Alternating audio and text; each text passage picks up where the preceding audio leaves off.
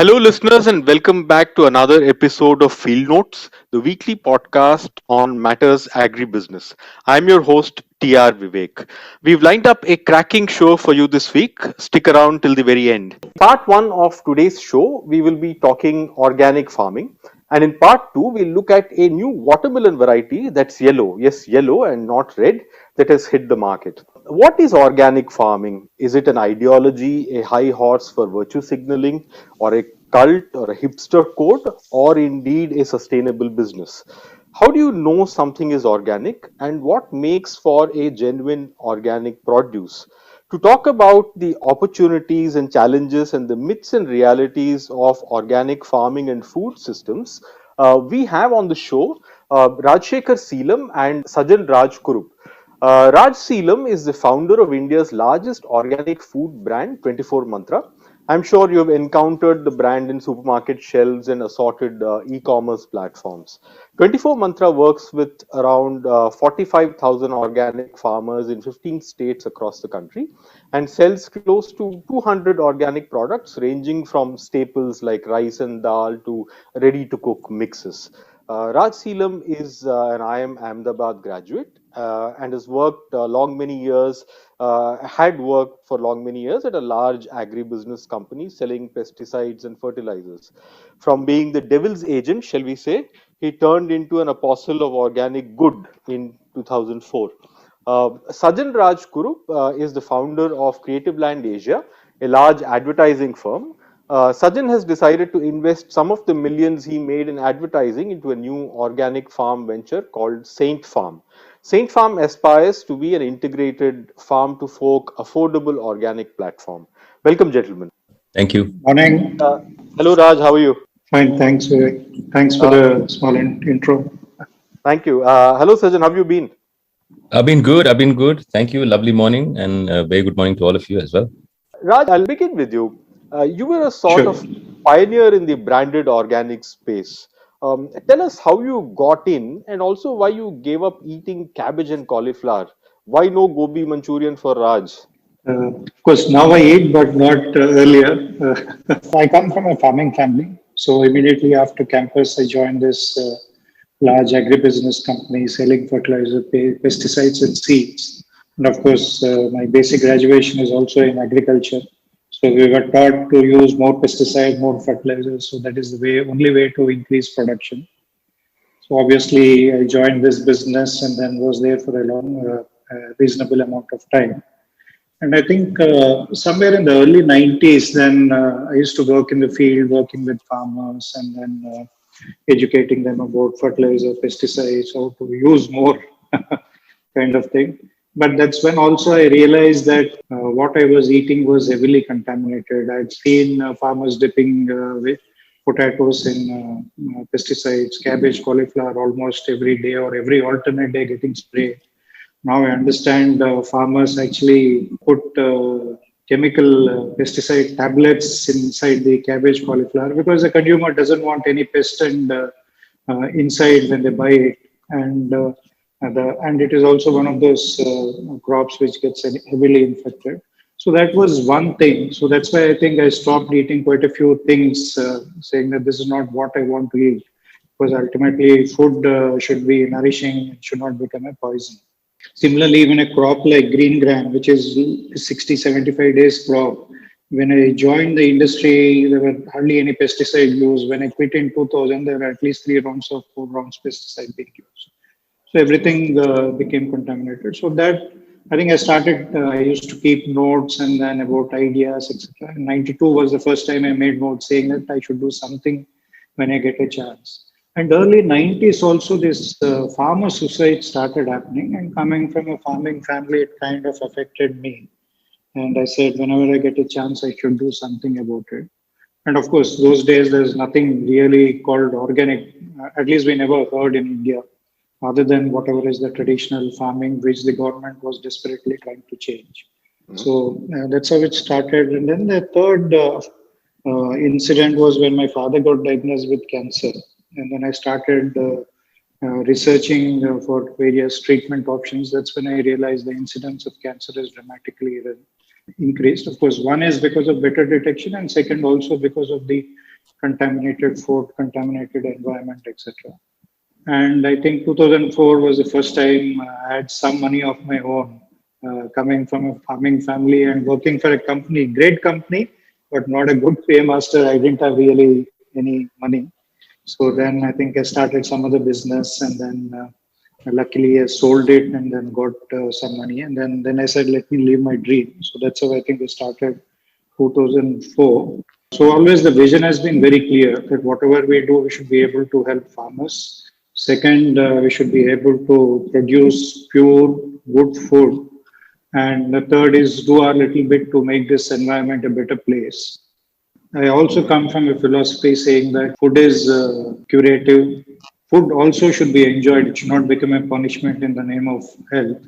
So I think that's been the basic thinking behind Stay Star 24 Months. Sajan, I know ad guys like to think of themselves as a bit batty, but you seem nuts, to want to sink in your hard-earned wealth into farming and the to organic farming. Yeah.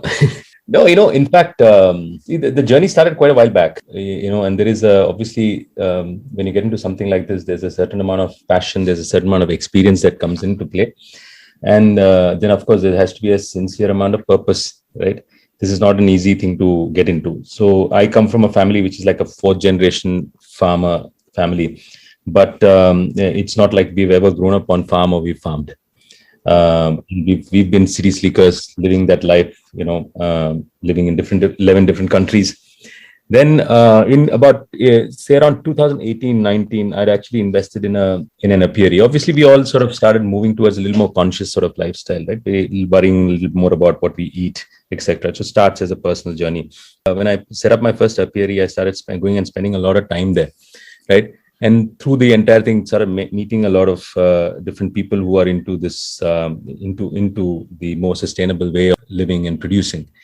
And through that, I got acquainted to a very small organic farming company based out of Ahmedabad, and run by Nehal.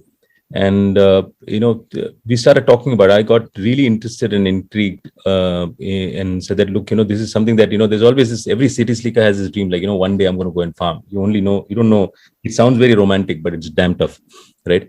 So and I think then cut to pandemic. Right, that's when suddenly it doesn't matter which part of the world you lived in, how affluent your locality was. You started really worrying about your food, right? And I sort of remember spending, almost 8 months completely living in my house, and I used to eat only one time a day. So I'm a practicing yogi, so I only eat once a day. And when we started worrying about what to eat, and every tomato that came in, you're looking at the tomato very carefully. You're looking at every vegetable that comes in. You're washing it with soap, and it was just almost paranoia at that point in time. And you started really thinking about the food. This is when I called Nehal and I said, you know what? Let's. I think this is a time. I'd already started sort of engaging with them, and said that I'm going to come in completely, because I do see a huge opportunity in moving a lot of consumers. And sort of convincing them to think a little more about the food, right? Mm-hmm. So, which is what the genesis of Saint Farm was. Is that it really doesn't matter.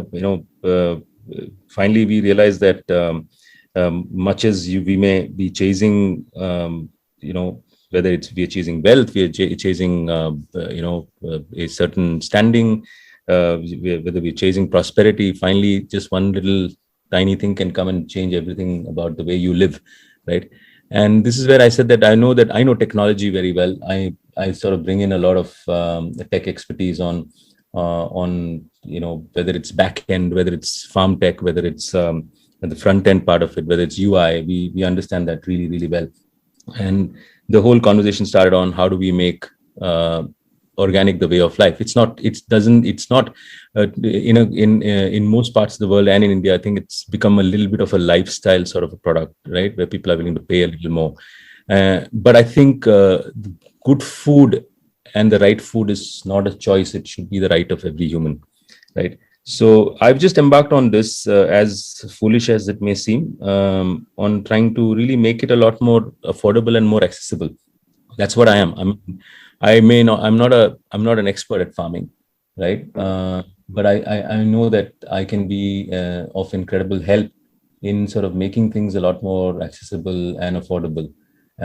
We understand the metrics of it, and this is the journey I'm on. And it's only the beginning. We'll see. There's a long way to go.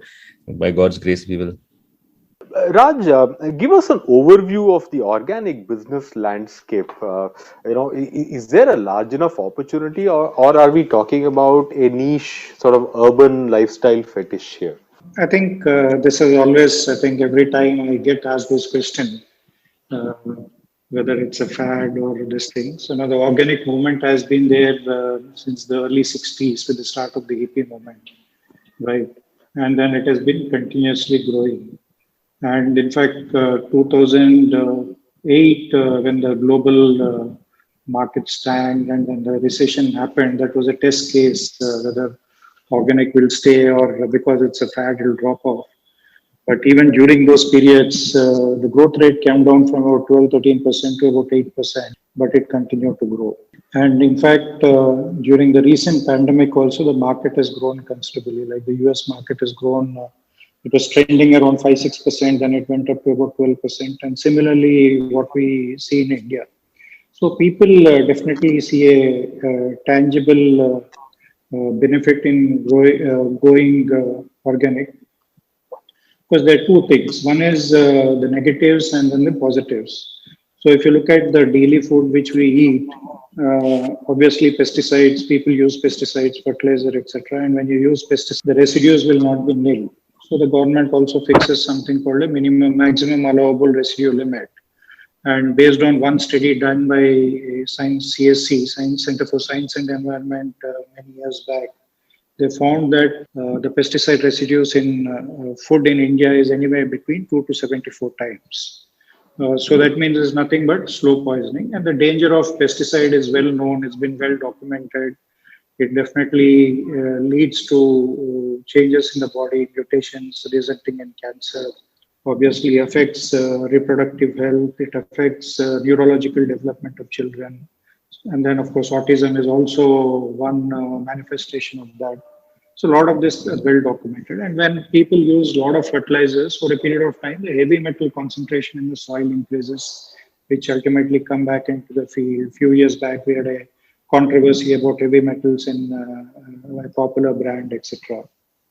Similarly, we had in beverages, pesticide residues, etc. Because the water also gets contaminated, the soil gets contaminated. So these dangers are well documented. The second bigger thing, which is a little bit below the radar, is antibiotics and hormones. In fact, I'm also an active farmer, so I have a small poultry farm and also a small dairy farm apart from other things. And the amount of hormones and let's say antibiotics used in poultry is horrific. Almost the feed itself gets mixed with these things, and the cold chicken are fed daily. So when we eat egg is in fact one of the most complete foods which we can get.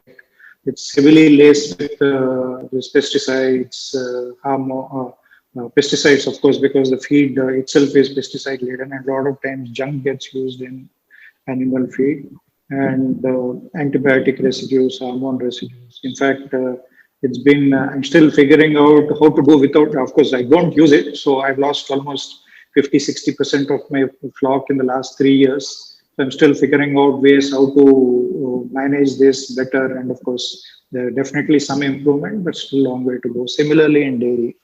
So I think this is the second issue. And third, in food, obviously there's as much pesticide used in storage as in the field. And that again is contamination because I think when you grow most crops for once or twice a year and you have to store for a long period, they attract insects, etc. So that's the other thing. And fourth, in a lot of products, I think people use preservatives, and you have a nice sounding name for nature identical colors, nature identical these flavors, whatever. But they're nothing but synthetic chemicals which are kind of manufactured. And a lot of times, of course, people say safe, but we realize 20 years, 30 years down the line that something is carcinogenic. and they suddenly ban it.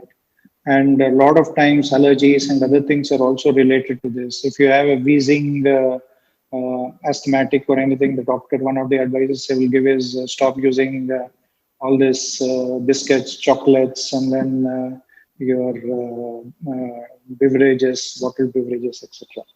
So I think so. That is one is well documented. Obviously, organic means none of this. So, which immediately, because a lot of times, one is of course these things poison your body, and second is they make you resistant to antibiotics, and third, because of this, it interferes with the metabolism, and then your nutrient absorption in the body itself may not be great. And when it comes to the positives, obviously there have been controversies. Some people saying that it's good, some people is not good. But I'll only point out to two or three things which are beyond doubt. One is, I think, in terms of antioxidants, organic food has got 60 to 70% more alkaloids, which result in antioxidants. And obviously, the advantages of antioxidants are well known. And it is also proven that having antioxidants naturally present in food is much more effective than taking antioxidant pills. Then the second thing is obviously vitamin C and a few other minerals have definitely been known to be much better in organic. Third thing is there's only one study which has been done by USDA from 1949 to 1999. In this 50 years, they have been analyzing the quality of the produce, and they found that the nutrition decrease, whether it's proteins or certain minerals or vitamins, etc., the decline has been anywhere between 5% to 25% plus. So I think this is the thing. And of course, organic means better flavor, better taste, because ultimately food is to be enjoyed. Yeah. So these things definitely stand out. Yeah. Raj, in terms of the proliferation of organic farming, say of the 140 odd million hectares of land, arable land in India, how much of it is organic? So currently, about 37 lakh hectares is under organic certification. Out of that, about 14 lakh hectares is under wild, what we call forest certification. About 23 lakh hectares is under cultivation. So obviously, this is under various stages of certification. As you know, organic takes almost about 3 years to convert to organic. Sajan, you've been running pilots for the last couple of years, working to create the building blocks of an integrated platform. What are the kind of challenges that you have encountered in entering and creating this ecosystem?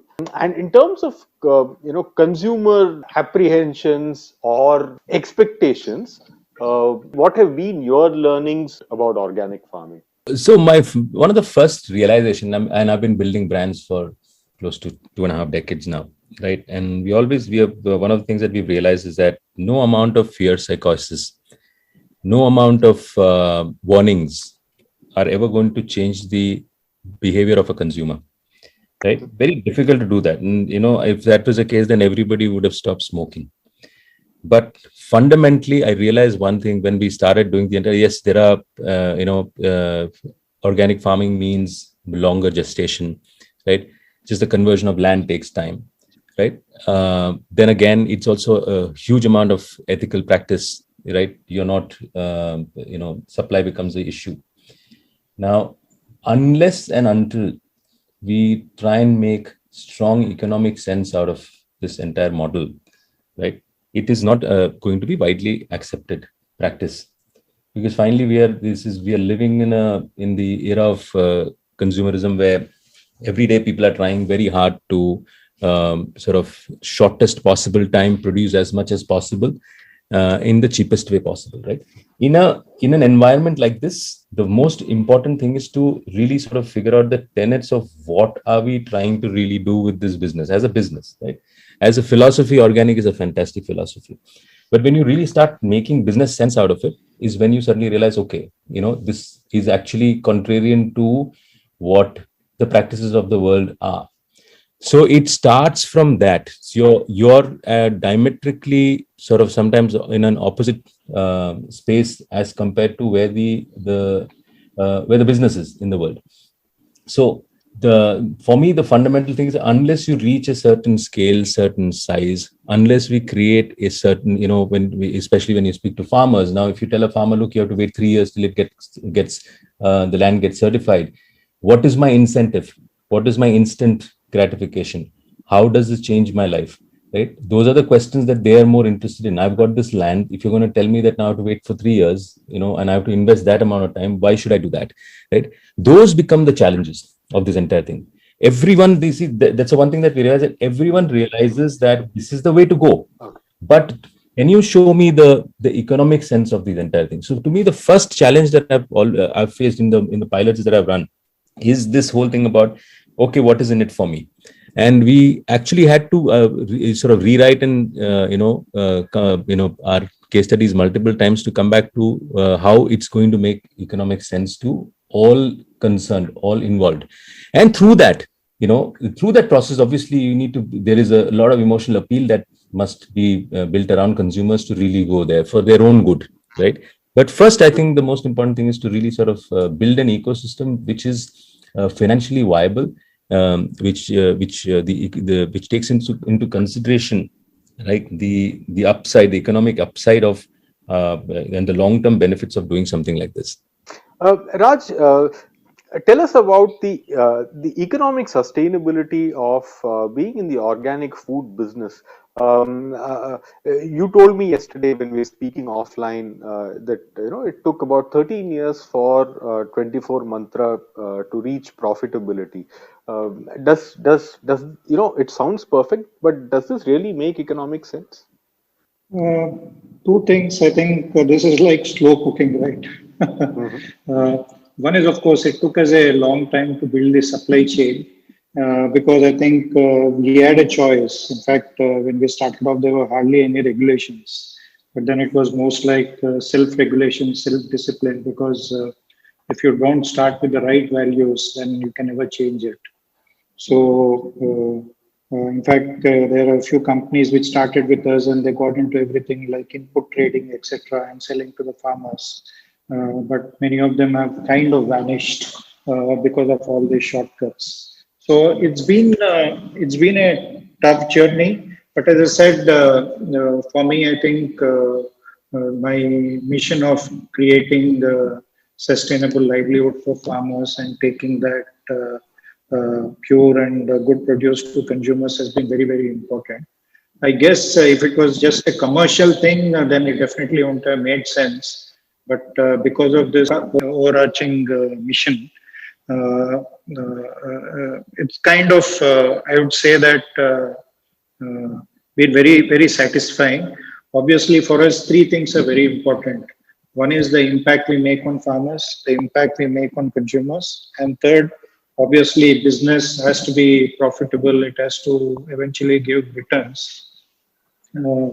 So I guess the first two parts we have fulfilled very well, and now the third part has started kicking in. So given that we have created this entire base, I'm sure that whatever this profits, etc., will continue to be sustainable and then will create more impact.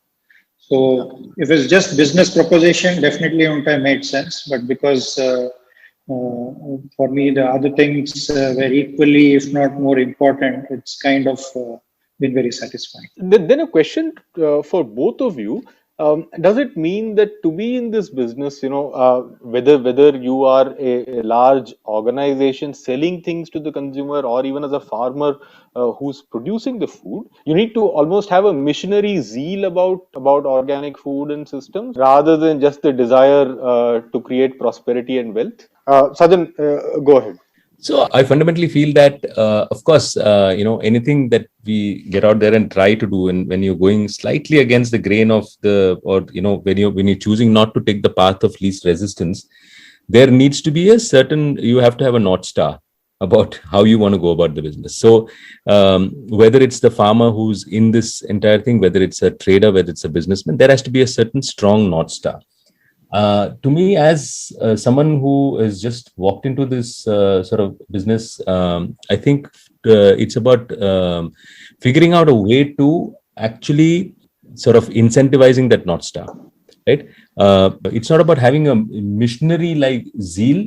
A few can afford to have that, and I'm telling you, there are lots of people. There are amazing people that I've met, and I've met some great farmers. I've also met some farmers who are very clearly saying that,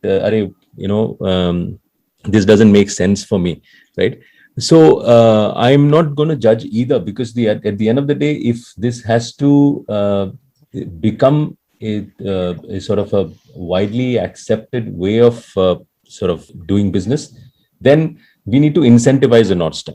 That's been my clear take on this entire thing. Vivek, if I may add, Yeah. see, I think when it comes to farmers, obviously there are few farmers who want to do because the right thing, irrespective of whatever the consequences. But I think for the large majority of farmers, and most of our farmers are small, the average land holding of most of our farmers whom we work with is about 5 to 10 acres. Obviously, for them, it's a means of livelihood. They can't go and take a risk saying that I will do organic because it is good for everyone. Because at the end of the day, he has to feed his family, he has to educate his children, and take care of health and other things. So I think so that's been so obviously we realize that. So one, we look for farmers who have that little bit of sattvic attitude, but more important, our effort in this last 16 years, 17 years has been how do we make sure that organic farming is predictable and then doable with, and kind of cut off most of the risks. So I think in this last 17 years, we have heavily invested in developing the body of knowledge and then building a package of practices, how to improve soil fertility the organic way, how to control pests and diseases, how to improve the quality so that the farmer gets better returns. So, and we have also been forefront of advocating a science-based approach to organic farming compared to what people talk about Gomutra, etc.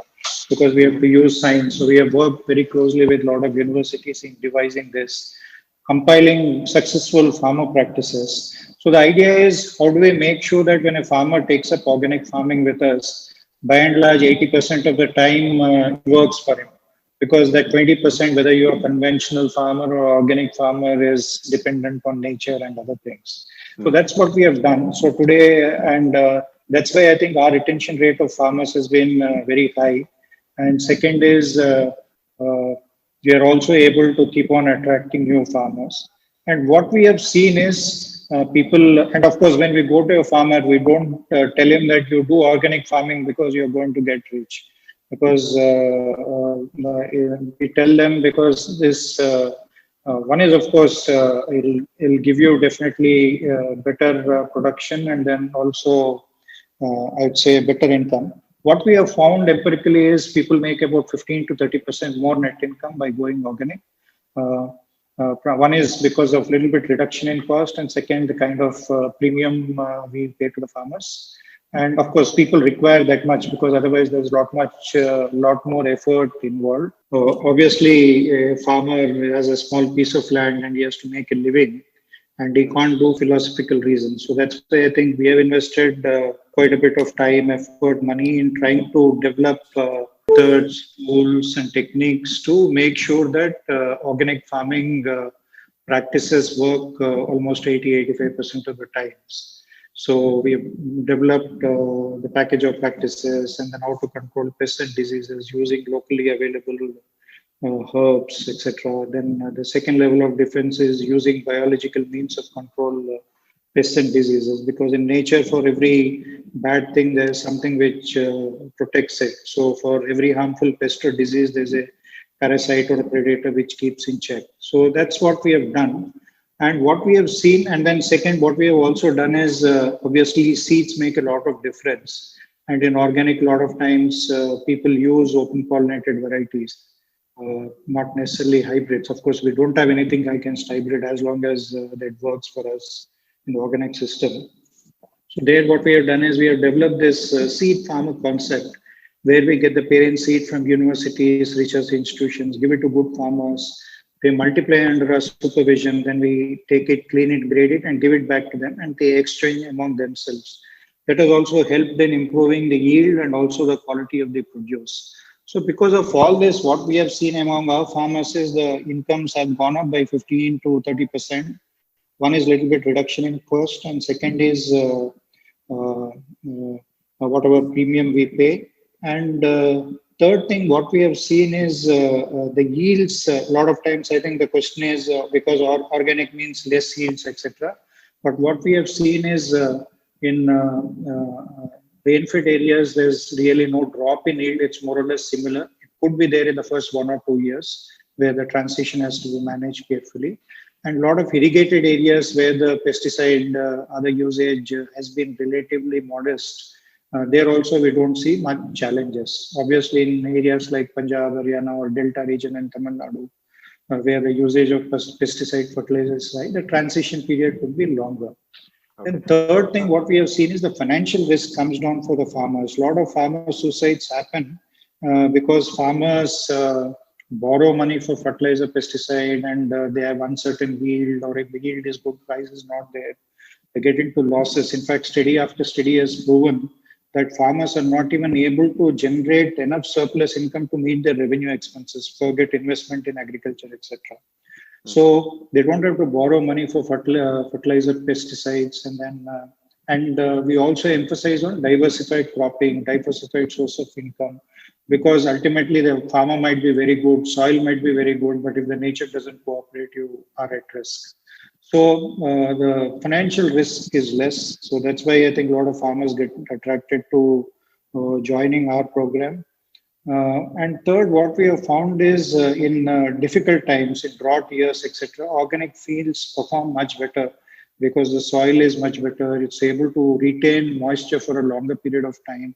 And the third, the kind of varieties of crops which we select, they are also that much more drought tolerant or tolerant to excessive rains, etc. Another related question here in terms of the input costs, by avoiding commercial pesticides or fertilizers, the input cost for the farmer is coming down. Yet we see in the shop shelves that organic is almost invariably about, it retails for twice or even thrice the price of conventional foods. Why is that? Yeah. So there are a few things. One, at the farmer level, obviously the effort required to do organic is much more. If you take conventional, yes, he has to buy fertilizers, etc., but he puts some 4 bags of 50 kgs, that is done. But in case of organic, to achieve a equivalent effect, you will require about 5 tons of manure. Right. So this they have to generate on their own by using cow dung and any other waste vegetative matter which is in the soil. Second, farm, they have to also grow alternate with crops like legume crops which fix nitrogen in the soil and cereals which take out nitrogen from the soil. So if you don't alternate, then obviously the depletion happens very fast and the productivity comes down. And third, farmers have to generally in irrigated areas grow what we call green manuring crops. Green manuring crops, you grow up to flowering stage, then you plow it back into the soil because this fixes nitrogen in the soil and improves carbon content in the soil. But Raj, this makes it sound like organic farming is, incredibly more backbreaking work than conventional farming. Does that make for a bad sales pitch to a farmer to turn organic? And Sajan, after Raj finishes, probably you could also share your experiences, on this or of converting people into organic during your pilots. So it definitely requires much more effort, but then I think obviously you have to balance it with the benefits. One is increase in income, predictability of production and incomes, and third, what it does to the family because they don't get exposed to pesticides, etc. In fact, I think cancer among farmers is a big issue. So much so that there's a cancer express going on from Punjab to Sri Ganganagar in Rajasthan where most of the farmers happen to be cancer patients because they're exposed so much to pesticide. So obviously, it is not something you can just go and then ask farmer to do and then he will do it. So it requires one, a lot of convincing, and second, lot of handholding throughout the period because we can't buy till the third year gets ended as organic, right? But meanwhile, how do we keep them motivated? How do we keep supporting them to ensure that the transition is relatively easy? So this is the kind of things. Yeah. Sajan? Yeah. So, it's something that I would touched upon a little earlier as well, right? I think so. One of the things that has really worked for us, and when we speak to farmers, is it's a guarantee, right? That the model that we run, we buy everything that they produce, right? For the farmer, it's obviously it is backbreaking work when you turn, whether you're going the normal way or not, right? But it's all a question of how much that piece of land is going to yield him in terms of his revenue. So when you give them a certain amount of guarantee and at a certain price, which is probably better than what he would probably otherwise fetch in the market, that is his strongest incentive to really be a part of this entire thing. Over a period of time, the benefits of this, they start understanding, and then hopefully that will become a way of life. But at this juncture, the first and the most important thing that I've seen through my little experience has been that what they really want is a certain guarantee, right? And which is what we sort of offer. So we've been going about it in a far more deliberate and a slow sort of way. Like somebody was asking me, competition is hotting up in the organic sector, and I said, the competition beats the whole purpose of organic, right? I think there are lots of people. When it comes to food, there should be no competition. There has to be a lot of co-creation and collaboration. There are lots of people who are doing it, right? We are probably we are the latest entrant in this entire thing. In fact, Nehal, who sort of runs the entire on-ground thing for me, has been doing this for the last 15 years, right? And one of the things that we've seen is that the most important thing is to make the economics of this make sense for them straight up. So a certain amount of guarantee really, really, really works with the farmers, right? And once you tell them, look, okay, whatever you make, I'm going to produce, and at this price, I'm going to pick it up at this price. So he has nothing to worry. All he has to do is he has to just sort of commit to the entire thing. Then we also have a team of agronomists and who sort of go in and they train them, they spend some time with them, right? The idea is not to really sort of be too intrusive in the way but most of them kind of, so far, whatever we've seen, are kind of very they're quite amiable, and they love it when the first thing when they hear that, okay, you get guaranteed is your produce will be picked up, is probably one of the strongest factors we've seen, which has worked in the favor of them even giving it a serious sort of a thought. There are obviously, fortunately, there are so many producers right now. There are so many farmers who are already doing the entire thing. It's about keeping them incentivized. Then we figure out that there's always the urge to cut corners, right? Where you could get a certificate on your land. Then you may suddenly say, okay, why don't I use this, some sort of a seed which is not probably meeting this sort of standard. So what we've done is that we really put down a few sort of parameters that we really follow, saying that if only does this, if the seed is of this quality, this is the sort of process that has happened, even in terms of sorting and processing, if it reaches a certain level, then this sort of belongs to the same farm sort of label. So we're also looking at aggregating a lot. Idea is not to sort of reinvent the wheel, and try and do everything by yourself. If we really want to make this into a strong movement of sort, if you want it to be not an alternate lifestyle, but the mainstream, bringing it into the mainstream, it means we need to also look at the lay of the land and try and understand how can we be useful in making it more mainstream. So for me, it's more about if there was a mission from the Saint Farm perspective, I want to contribute to making organic a more mainstream way of working. Sajan, in the process of making this mainstream, there is a feeling that the biggest inhibitor for a consumer from making a switch to organic is the pricing. Yes. Can there ever be pricing parity between organic and non-organic? Is that even desirable?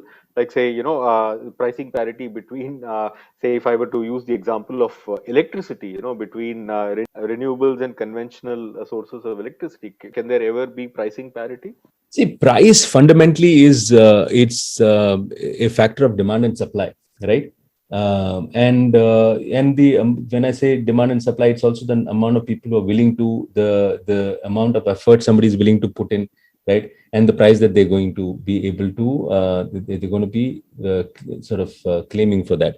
So to me, over a period of time, price parity is definitely possible, right? But that's something. Is that desirable given the amount of hard work that organic farming involves? See, that's exactly what I'm saying. See, Or should as consumers should we be mentally prepared to pay a premium, a substantial premium for what is good for us and what is good for the society and farmers? no one wants to pay a substantial premium for anything, right? I think as somebody who is in the business, I don't want to assume that. Is a consumer willing to? That is his choice. But is that something that I'm going to ever hold as something that I'm going to walk in? No, I want to make it as viable as possible for the consumer. I'm not going to say you have to pay now, because we are doing all this hard work. No, he'll say that's not how the consumer is going to react. For the consumer, we are trying to bring it. Yes, is it expensive right now? Is there price parity? There is no price parity. Is it expensive? Yes, it is expensive. And our attempt is that how do I make it more affordable and accessible? And one of the most important thing is to increase the supply to make sure that this becomes a little more mainstream, right? Today, when you walk into, if you go to some of the larger malls, you will see one organic section. You see it's growing. You see that there are more and more people who are willing to pay that price. But I don't think that should be how organic should be looked at, saying that, oh, this is a slightly more expensive lifestyle way only for the rich and the ones who can afford to. I'm sorry. I really feel that the organic way of life is the right, or everyone has a right to eat great food. And as people who have taken it upon ourselves to sort of go into this business, the idea is to make it as affordable and as accessible as we possibly can. Raj, what indeed is organic? What constitutes an organic produce from a consumer point of view? I really have nothing to go by but trust you. What I see on the shop shelves and what is labeled as organic, I have to trust that and buy it as organic. What are some of the industry standards? I ask you because as one of the pioneers, you've been instrumental in shaping the regulatory direction of regulatory framework in this sector. See, ultimately, organic is about a philosophy where we talk about sustainability of farms, farmers, and the food we eat, and also about environment. Just stepping back, does organic food need to be necessarily expensive? I don't think that would be the right way to say, but organic food production today involves certain extra costs for the farmer, for the, let's say, the processor, manufacturer. Over a period of time, this price difference can come down. And in few products might be same, and a lot of products, the price difference could be still there. So that's how it's evolving. Now, when it comes to the organic ecosystem, organic is a process-based certification, right? So, and then in India, I think we have this standard called National Program for Organic Production, which was done in the early 2000.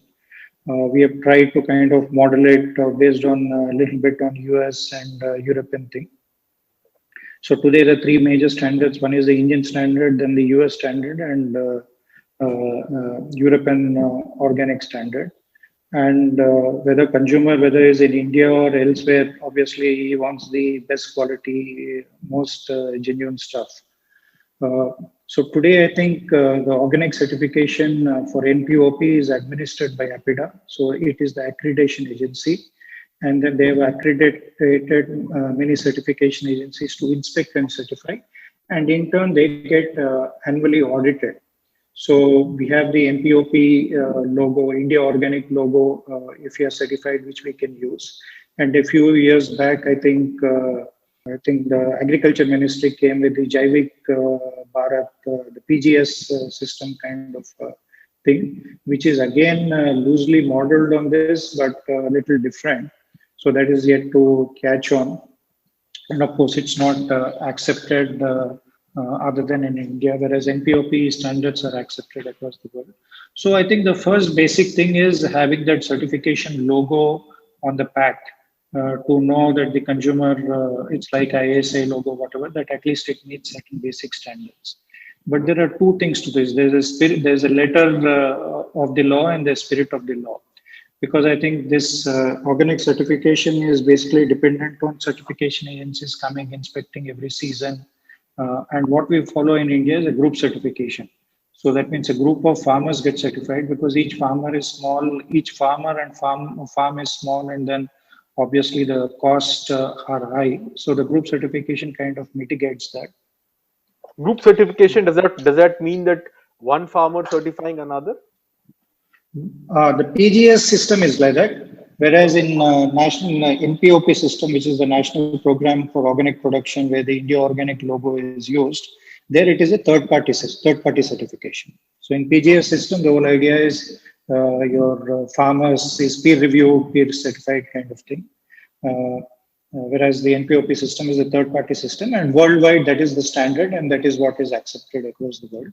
Raj, So there while is a that letter. may while that may work for, say, packaged goods, say your ready to eat mixes or something, ready to cook mixes, how do I ensure, or when I buy a kilo of tomatoes, which does not come with labeling, on the pack, is trust my only savior?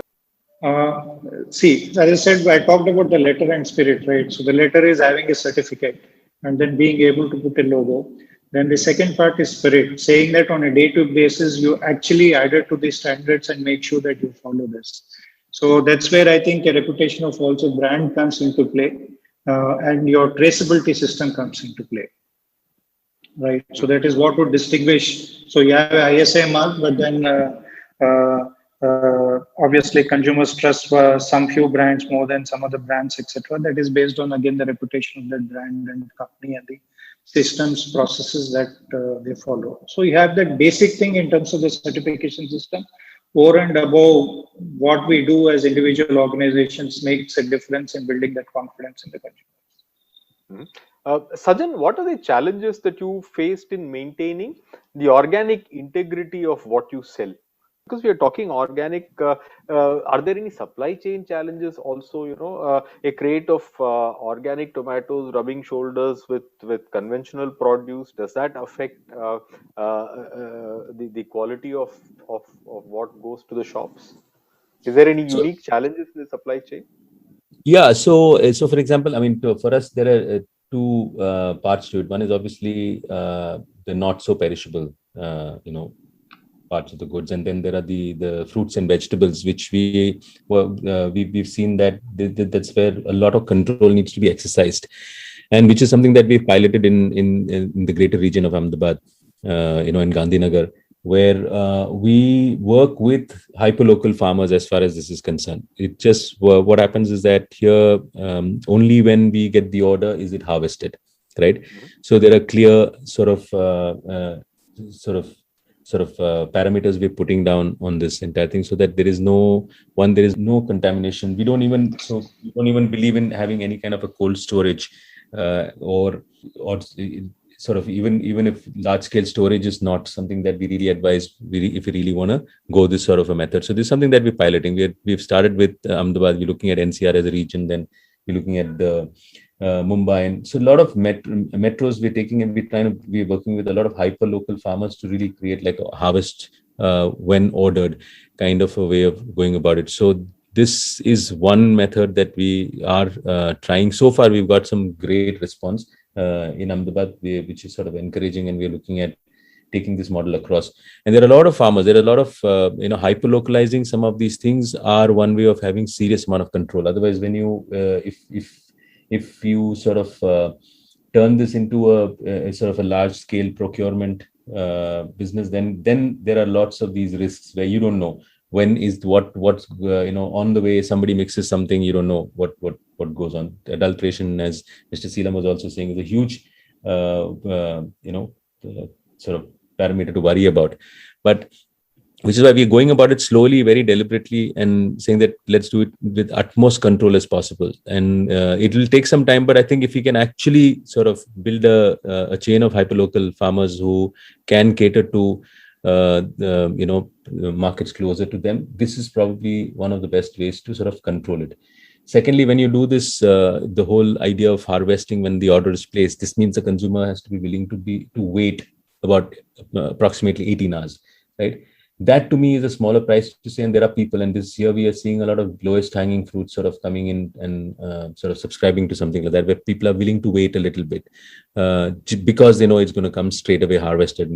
And there is a huge difference when you'll see a sort of a difference in the produce itself when it lands in your plate.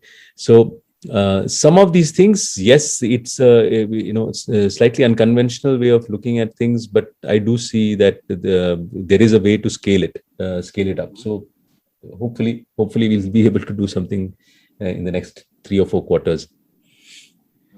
Vivek, if I may add to what Sajan said, because I think this integrity thing. So what we have done is we have developed a 5-step process.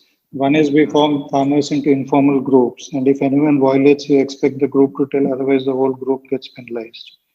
And Nice. then second is we have people in the field. All our projects are in a 15-20 kilometer radius. And based on the crop, anywhere between 50 to 250 farmers, we have one person stationed there. Their job is to visit the fields every day. And all these guys, each and every farm is geotagged. And we have apps to track all this activity.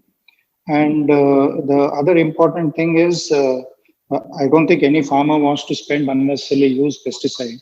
So we should be able to give timely advice. So in our case, what we do is based on the crop, the stage which is in, and the kind of climate, etc. Then we keep giving advisories what to do to prevent pest and diseases, because an organic prevention works better than that. So this second is this tight monitoring. When we do these internal inspections, like I'm working with you as a farmer, and I might become friendly and ignore something. So someone, let's say working in Vidarbha, will go to Marathwada to inspect every season. So like in our case, we do almost about 70,000 inspections a year. One is to make the farmer is doing genuinely, and third is, second is that there's no contamination from the neighboring fields.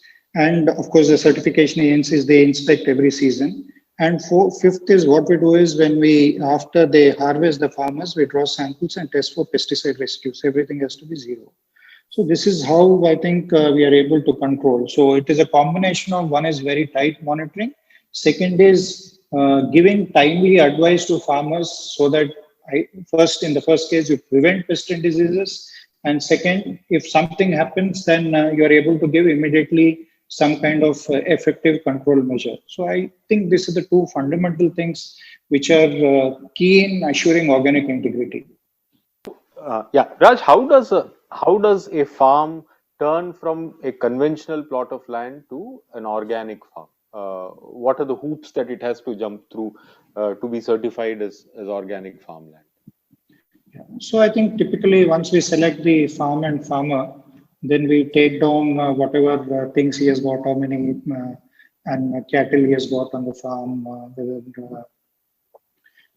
Then basically we register him. There's and this registration details we submit to the certification agency, and then they typically organize the inspections either based on the season, Kharif or Rabi. And basically the farmer, what he needs to do is from day one start adopting organic practices. So that means stopping use of fertilizer, stopping use of pesticides.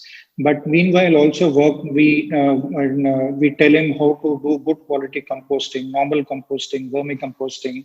Then we teach them what are the various pests and diseases and how to control or prevent using natural herbs like tulsi, neem, ginger, garlic, etc. And we also advocate, we advise them on treatment, seed treatment. Normally, seeds are treated with chemicals to prevent soil-borne diseases. In our case, we use trichoderma and ash and other things to prevent that. And then we also, because ultimately organic is not so much of NPK, nitrogen, phosphorus, potash, but it is more about how much soil microbial activity is there, right? So we need to keep on working on improving the soil carbon content and inoculating the soil with this beneficial microbes, because that's what these microbes extract the nutrition from the soil and give it to the plant. So we obviously use biofertilizers like nitrogen fixing bacteria, phosphorus solubilizing bacteria, potassium fixing bacteria. So these are the things. So obviously it involves a lot of effort. So a lot of times what we do is a farmer has got some 10 acres or 5 acres. Then we say you start with 1-2 acres and every year you transition some bit of it into the thing, so that after a few years then the whole farm becomes organic and then is able to generate enough of these resources. Then we advise them to follow crop rotation like cereals and oil seeds or etc., followed by legumes, which are your pulses which fix nitrogen in the soil. Then we talk about how to also use integrated pest management methods like border crops. Border crops are which attract the insects and then they take the load if there is any insect and doesn't spread to the main crop much. So this is the things. So it's more about obviously a farmer in organic can't let's say go on a tour for 1 month and come back and discover pest. He can't apply any big pesticide, etc. So that's why one is the farmer's attitude is very important, and second is obviously the farmers have to be on the farm most of the time. So that is what works. So other than that, there's not much in terms of this. So he has to do this steadily. So there could be a small dip in yield in the first 1-2 years, but by third year, most of the farmers get back to normal yield. But they also see a little bit reduction in cost. Of course, the effort involved is more. Okay. One last question for both of you. Um, uh, is organic farming sustainable at large scale? I ask you this because whenever I speak about organic farming to the scientific community, especially very senior scientists in the Indian Council for Agricultural Research, they almost bristle with anger, saying that organic this all this debate about organic farming actually does disservice to our attempts at nutrition security and feeding a billion people. What would be your counter to that? This has been a huge challenge. In fact, in the early 2000, the World Bank sponsored a project called National Agriculture Innovation Project. They funded more than 1,000 crores to ICAR. And as an organic sector, we also participated in that. And in the first, and this was like the entire ICAR Director General, Deputy Director Generals, and then it's so various institutes, vice chancellors were part of this process. It started kicked off in Hyderabad. And I remember then we submitted this proposal and then outrightly rejected. Then I had to go onto the stage and tell them, saying that why are you rejecting this? There are a lot of farmers who are doing this of their own course. Now, as a scientific community, it is for you to, one is see how to help them do this better. And second, you yourself can study whether it is really going to affect food security. So it's taken us a lot of years, but I think about 6-7 years back, the farming systems research group based at Modipuram, they did a lot of experiments. And the happy finding is that most of the crops, organic farming is competitive compared to conventional farming. And they have now grudgingly recommended that it can be used in dryland farming and in certain kind of things. And empirical evidence itself shows that there's been no real decrease in yields, particularly in rain-fed areas and lower input areas. Obviously, in high input areas, it does affect for the first few years, and it will take a little longer time. So I think one is there's now grudging acceptance by ICAR, and some of the universities have set up special centers. Like Dharwad University has got a special organic farming center, and plus few other universities. So that is one huge change which has happened, and it's a matter of time before I think it gets even better accepted. So a lot of effort has been involved.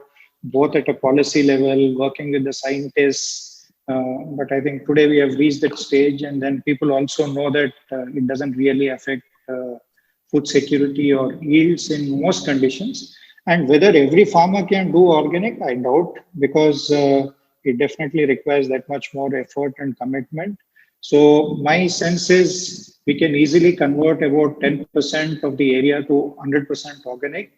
And organic practices definitely make sense to each and every farmer, even if, let's say, other farmers don't adopt, because we see even where we are working, there are a lot of other farmers who have started adopting partial organic practices, seeing other farmers being successful at it. So one is this 10% is something definitely feasible, and 10 to 15%, I would say, in the next 10 years or so. Then second thing is this getting transmitted Raj, I think partially. we need to wrap up now. So I'm done on this point. Yeah. We're going to, yeah. You finish this point quickly. I'll go to Sajan and then we'll close it. No, I'm done. So basically, I'm saying 10 to 15%, 100% is organic is possible. And through these farmers, organic practices getting transmitted to partially or whatever to other farmers itself is a huge benefit. Sajan, organic at scale. Will you be able to Yeah. So I'll just make money on your investments in the new venture? I'm 100% sure we could, and that's something that if you look at the genesis of organic, it was like a hippie movement. Right? There's a certain cultish attributes to organic. I think the definition of organic is going to change as we go along, right? It's a fundamental right to have good, clean, unadulterated food, right? And there are some great practices that which involves very no chemicals whatsoever. It's not about trying to do it the hard way, the most laborious way, right?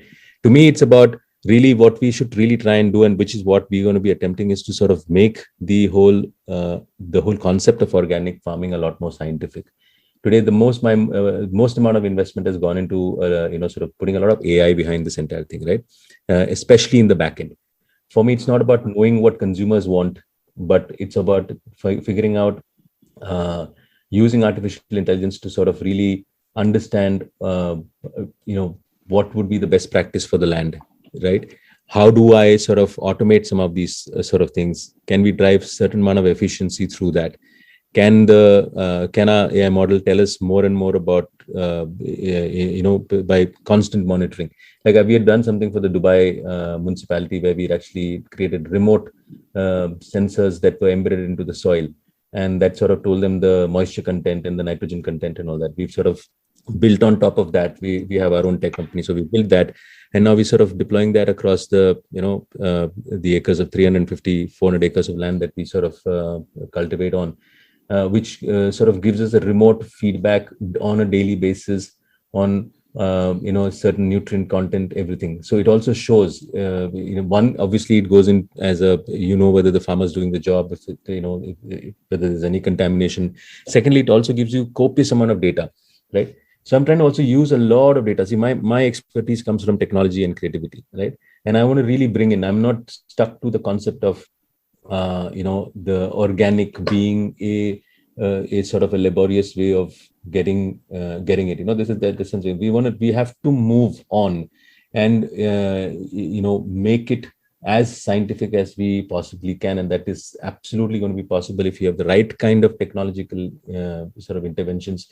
And I think there's, Mr. Seelam's company, and they've invested quite a bit into the entire thing. This is very, very valuable sort of knowledge and experience that's there. And I think if there are ways and means we can pool in some of these things, I think I'm 150% sure that this will convince the scientific community. There is a great future as far as providing clean, good food for all is concerned.